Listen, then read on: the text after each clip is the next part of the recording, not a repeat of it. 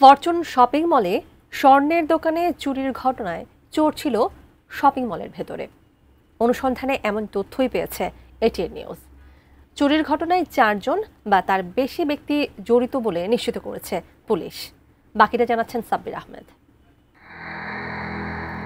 মালিবাগের Fortune shopping mall বুধবার রাত ৩টা ৭ মিনিটে বোরকা পরে 2 চোর শম্পা জুয়েলার্সে দুর্ধর্ষ চুরি করে নিয়ে যায় ওই দোকানের প্রায় 10 কোটি টাকা মূল্যের 500 ভরি স্বর্ণ।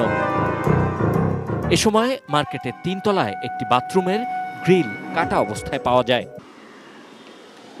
বৃহস্পতিবার ফরচুন শপিং মলের সাপ্তাহিক বন্ধের দিন ছিল, আর তাই এই সুযোগকে কাজে লাগিয়ে বুধবার রাতের কোনো এক সময়ে মার্কেটের 3য় তলার মহিলা টয়লেটের এই জায়গা দিয়ে গ্রিল কেটে চোরেরা ভেতরে প্রবেশ করেছেন বলে সন্দেহ কর্তৃপক্ষের।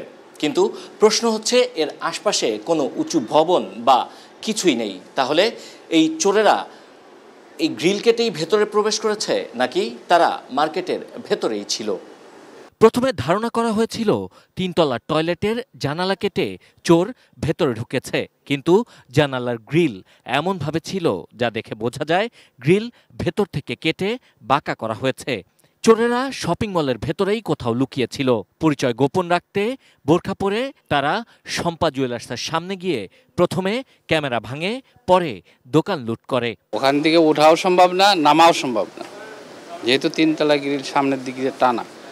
এটা একটা পরিকল্পনা, এটা ছাড়া কিছু না। লুটের সময় শপিং মলের বাইরে চোরদের 2 সহযোগী ছিল। সিসি ফুটেজ বিশ্লেষণে এমন তথ্য নিশ্চিত হয়েছে পুলিশ, অর্থাৎ শপিং মলের ভেতরে 2 জন সরাসরি চুরিতে অংশ নেয়, 2 জন বাইরে অপেক্ষা করছিল। এছাড়া আরও কেউ জড়িত থাকতে পারে। বসুন্ধরা টিস্যু, অশুদ্ধতার বিরুদ্ধে এক বিন্দুও ছাড় নয়। 2 জন হচ্ছে ভিতরে দেখা যাচ্ছে 2 জন তারা এই কাজটা করেছে। তো এর পাশাপাশি বাইরে আমরা একটা অ্যাঙ্গেল থেকে বা একটা সিসি ক্যামেরায় আমরা পাইছি যে আরও 2 জন বাইরে বসেছিল।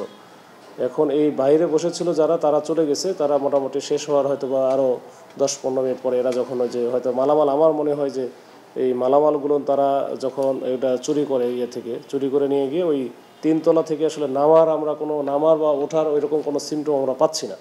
তো হতে পারে তারা ভিতরের লোকজন হতে পারে, বাইরেও হতে পারে। তো আর বাইরে যে 2 জন বসেছিল বা যে 2 জন ছিল তাদের কাছে হয়তো মালামালগুলো হ্যান্ড ওভার করতে পারে। চুরির ঘটনায় অজ্ঞাতনামা ব্যক্তিদের আসামি করে রমনা থানায় মামলা হয়েছে। Sabbir Ahmed, ATN news, Dhaka.